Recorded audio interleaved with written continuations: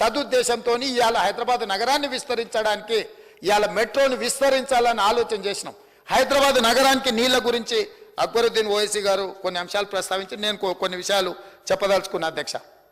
మొట్టమొదట గండిపేట అదేవిధంగా హిమాయత్ సాగర్లో తాగునీట్లు 1908లో హైదరాబాద్ నగరానికి వరదలు వచ్చి వేలాది మంది చచ్చిపోయినప్పుడు ఆనాడు నిజాం నవాబు ప్రపంచ గ్లోబల్ బిడ్డింగ్ పిలిచి టెండర్లు పిలిచి ఈ వరదలని నియంత్రించడానికి నివారించడానికి తీసుకోవాల్సిన చర్యలను చేపట్టాలని పిలిచినప్పుడు మోక్షగుండం విశ్వేశ్వరయ్య 1908లో యాజ్ ఇంజనీర్ ఆర్కిటెక్ట్ అపాయింట్ అయ్యి ఆ రోజు వకారాబాదు మూసి ఈసా నదుల నుంచి వచ్చే నీళ్లను నియంత్రించి హైదరాబాద్ మీద వరదలు వచ్చి హైదరాబాద్లో ప్రజలు బాగుండాలి అని చేయడానికి ఆ ప్రాంతం నుంచి వచ్చే నీళ్లను మనకు హిమాయత్ సాగర్ ఉస్మాన్ సాగర్లు ప్రాజెక్టులు కట్టి ఆ ప్రాజెక్టులు ఉత్తర నీటి నిల్వ కోసం పెట్టలే అధ్యక్ష. ఈ హైదరాబాద్ నగరానికి తాగునీళ్ళు అందించడానికి 1921లో పూర్తి చేసి ఆ రోజు నుంచి ఈ రోజు వరకు 100+ ఇయర్స్ అయినా ఈ రోజు హైదరాబాద్ నగర దాహార్తి తీరుస్తున్నది నిజాం ప్రభువు కట్టిన హిమాయత్ సాగర్ ఉస్మాన్ సాగర్ వల్ల ఈరోజు తాగునీటి సమస్య పరిష్కరిస్తుంది అధ్యక్ష. అట్లాంటి మ్యాన్ మేడ్ వండర్స్ ఈ నగరంలో ఉన్నాయి. కానీ అవి సరిపోలేదు విస్తరించే నగరానికి. సరిపోనప్పుడు కాంగ్రెస్ పార్టీ అధికారంలో ఉన్నప్పుడు ఆలోచన చేసి 1965లో అధ్యక్ష 1965లో హైదరాబాద్ నగరానికి దాగునీరును తేవాలని మంజిరా నుంచి హైదరాబాద్ నగరానికి నీళ్లు తీసుకొచ్చి హైదరాబాద్ నగరానికి కాంగ్రెస్ పార్టీ ఆ రోజు తాగునీటి సమస్యను పరిష్కరించడానికి తీసుకొచ్చింది అధ్యక్ష.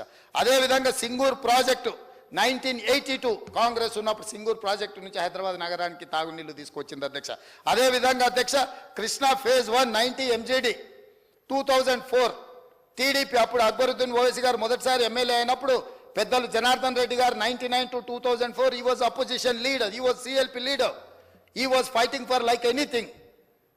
మేము ఎన్నోసార్లు సెక్రటేరియట్ ముందల ఎండాకాలం వచ్చిందంటే ఖాళీ కుండల ప్రదర్శన, ప్లాస్టిక్ బిందెల ప్రదర్శన, ప్రజల చేత మహిళలను తీసుకొచ్చి ప్రతి నిమిషం హైదరాబాదు తాగునీటి సమస్యను పరిష్కరించాలని సిఎల్పి నాయకుడిగా రాజశేఖర్ ఆనాడు పెద్దలు పి జనార్దన్ రెడ్డి గారు పోరాటం చేయడంతో ఆ రోజు తెలుగుదేశం పార్టీ కృష్ణా జలాలను phase 1 హైదరాబాదు నగరానికి తీసుకొచ్చింది 2004లో అధ్యక్ష.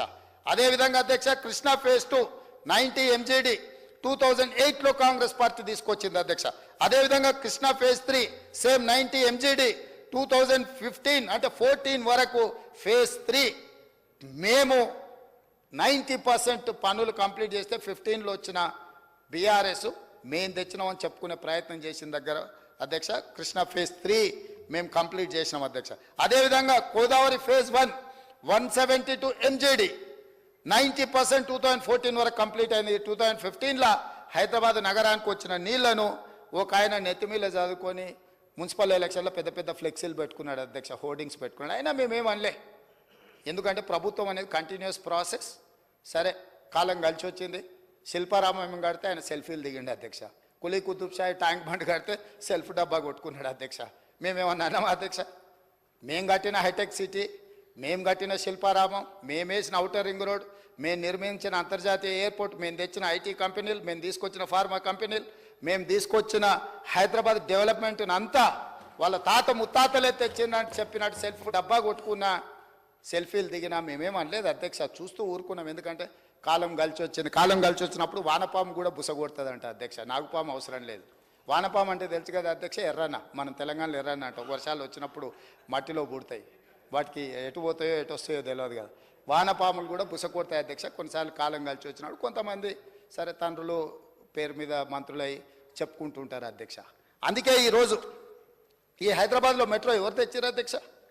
డాక్టర్ వైఎస్ రాజశేఖర రెడ్డి గారు ఉన్నప్పుడు జైపాల్ రెడ్డి గారు కేంద్ర మంత్రిగా, మీకు తెలుసు కదా అధ్యక్ష. ఇంతెందుకు అధ్యక్ష, మీ వికారాబాద్ను శాటిలైట్ సిటీ కింద 2500 కోట్ల రూపాయలు ఆనాడు మీరు అడిగితే జైపాల్ రెడ్డి గారు మంజూరు చేయలేదు అధ్యక్ష. అది కాంగ్రెస్ పార్టీ అధికారంలో ఉన్నప్పుడు కాదా? సో ఈ నగరము అభివృద్ధిని మాకు భిన్న అభిప్రాయాలు ఉన్నా నేను స్పష్టంగా ఇక్కడి నుంచి సభానాయకుడిగా నేను చెప్తున్నా, చంద్రబాబు నాయుడు గారికి, రాజశేఖర రెడ్డి గారికి రాజకీయ పరంగా, సిద్ధాంత పరంగా, జెండా పరంగా, ఎజెండా పరంగా ఎప్పుడు భిన్న అభిప్రాయాలు ఉండేవి.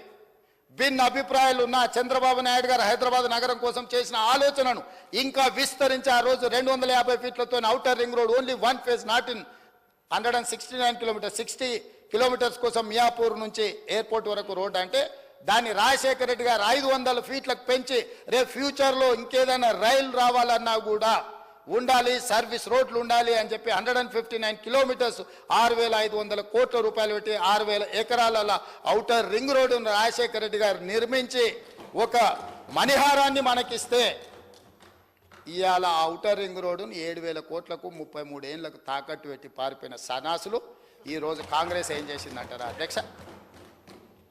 మేం చేసిందల్లా అమ్ముకొని మమ్మల్ని కాంగ్రెస్ పార్టీ ఏం చేసింది? కాంగ్రెస్ పార్టీ ఏం చేసింది? కాంగ్రెస్ పార్టీ ఏం చేస్తుంది అధ్యక్ష? ఆయన సింగిల్ విండోకి నిలబెడితే ఓడిపోతే సింగిల్ విండో చైర్మన్ చేసింది వాళ్ళ నాయన్ని, వాళ్ళ బావను వార్డు మెంబర్ కాకపోయినా మంత్రిని చేసింది అధ్యక్ష. కాంగ్రెస్ పార్టీ సోనియా గాంధీ గారు తెలంగాణ ఇచ్చారు, ఇచ్చుడుతోని మీరు ముఖ్యమంత్రి మంత్రులు అయిన మాకేం అభ్యంతరం లేదు అధ్యక్ష, ప్రజలు మీకు తీర్పిచ్చారు. కాబట్టి ఈరోజు నేను చెప్పదలుచుకున్నది ఒకటే అధ్యక్ష, ఒక మంచి ఉద్దేశంతో ఈరోజు core urban Hyderabad core urban region outer ring road లోపల ఉన్న నగరాన్ని ప్రణాళికబద్ధంగా నాలాల కబ్జాలను తొలగించాలి, చెరువుల ఆక్రమణలను నియంత్రించాలి, రోడ్లను విస్తరించాలి. అదేవిధంగా వర్షాలు వచ్చినప్పుడు రోడ్ల మీద నీళ్లు నిలబడితే ఇంతకుముందు హైదరాబాదులో గ్రౌండ్ వాటర్ పెంచడానికి వాటర్ హార్వెస్టింగ్ పిట్ అని చెప్పి ఇళ్లలో ఇంటి మీద పడ్డ నీళ్లను పైప్ లైన్ ద్వారా కిందకు వచ్చి ఒక వాటర్ హార్వెస్టింగ్ పిట్ కట్టుకోవాలని అప్పట్లో ప్రభుత్వాలు చెప్పినాయి అధ్యక్ష. దాంతో చాలామంది ఇళ్లలో కానీ అపార్ట్మెంట్లలో కానీ వాటర్ హార్వెస్టింగ్ పిట్ కట్టుకునే ప్రయత్నం చేసిండ్రు అధ్యక్ష. ఈరోజు నేను వస్తానే ఆలోచన చేసి ఈ అకాల వర్షాలు కానీ అత్యధిక వర్షాలు పడ్డప్పుడు హైదరాబాద్ రోడ్ల మీద నీళ్లు నిలబడ్డప్పుడు ఫర్ ఎగ్జాంపుల్ ఒక 2 ఏరియాలు మీకు చెప్తాను అధ్యక్ష. ఈనాడు ఆఫీస్ పక్కన ఆర్టీఏ ఆఫీస్ ఎదురుగా కేపీసీ గెస్ట్ హౌస్ ఉంటుంది. ఆ పైన తాజ్ కృష్ణా నుంచి వర్షం పడితే నీళ్ళు వస్తే ఒక్కసారిగా అక్కడ నీళ్లు నిలిచిపోతే ట్రాఫిక్ అంతా అయిపోతుంది అధ్యక్ష. అందుకే నేనేం చెప్పిన మా అధికారుల కంటే ఆ నీళ్లు నిలవకుండా మీరు అక్కడ ఒక పెద్ద వాటర్ హార్వెస్టింగ్ పిట్ కాదు వెల్ డిజైన్ చేయండి. ఒక 10 లాక్ అక్కడ ఒక నీళ్లు మొత్తం కలెక్ట్ చేయడానికి పెద్ద వెల్ డిజైన్ చేసి అక్కడ నుంచి అండర్ గ్రౌండ్ పైప్ లైన్ తీసుకెళ్లి ఆర్టీఏ ఆఫీస్లో 10 లక్షల లీటర్ల వాటర్ హార్వెస్టింగ్ వెల్ను డిజైన్ చేయండి. అందులో ఈ నీళ్లను వచ్చినట్టుగా అందులోకి పంపించి అందులో నింపి అక్కడి నుంచి నాలాకి పంపింగ్ చేయడానికి మోటార్లు పెట్టండి అని ఆదేశాలు ఇచ్చినాం అధ్యక్ష. అంతెందుకు రాజ్భవన్ గవర్నర్ ఉండే దగ్గర రోడ్డు మీద ఎప్పుడు చూసినా మక్తాకు యూతల్కి రైల్వే ట్రాక్ మొత్తం నీళ్లు నిండి ఉంటాయి అధ్యక్ష. చిన్న వర్షం వచ్చినా అక్కడ రోడ్డు మీద దాటాలంటే కష్టంగా ఉంటుంది. అందుకే అక్కడ ఇమ్మీడియట్గా పక్కలో ఉండే నర్సింగ్ కాలేజ్ పక్కన దాదాపుగా ఒక 10 లక్షల లీటర్ల వాటర్ హార్వెస్టింగ్ వెల్ కట్టి ఈ రోడ్డు మీద వచ్చిన నీళ్లు భూమిలోకి వెళ్ళేటట్టు భూమిల నుంచి ట్రంక్ లైన్ డెవలప్ చేసి అక్కడికి తీసుకెళ్లి 10 లక్షల లీటర్లు అందులో నిండే విధంగా అంటే ఒక్క చుక్క కూడా రోడ్డు మీద ఆగకుండా హైదరాబాద్ నగరం కాంక్రీట్ జంగుల్ అయింది. కాబట్టి ఈరోజు ప్రతి వాళ్ళు మొత్తం కాంక్రీట్ పోసేసి బీటీ రోడ్లు వేసేసి లేకపోతే ఆకాశ హర్మాలు నిర్మిస్తుంటే నీళ్ళు అనేది గ్రౌండ్ వాటర్ పడిపోతుంది అధ్యక్ష. అందుకే ఎక్కడికక్కడ వాటర్ హార్వెస్టింగ్ వెల్ని డిజైన్ చేయమనేది చెప్పినాం అధ్యక్ష. అదేవిధంగా ఎక్కడైనా పక్కనే దగ్గరలో ఎక్కడైతే స్ట్రాటజిక్ లొకేషన్స్లో నీళ్లు నించుంటున్నాయో పక్కల మనకు అట్లా ప్రభుత్వ స్థలాలు లేకపోతే రోడ్ మధ్యలో మనం ఐలాండ్స్ కడుతున్నాం అధ్యక్ష బ్యూటిఫికేషన్ కోసం. నేను చెప్పిన వాటి కింద పెద్ద వాటర్ హార్వెస్టింగ్ వెల్ తవ్వండి, దాని మీద కాంక్రీట్ స్లాబ్ వేయండి, స్లాబ్ మీద డెవలప్ చేయండి. ఇక్కడ వచ్చిన వర్షం నీళ్లు మొత్తం అందులో నిండాలి, లక్షల కొద్ది లీటర్లతో అక్కడ వాటర్ హార్వెస్టింగ్ వెల్స్ డిజైన్ చేయమని చెప్పిన అధ్యక్ష.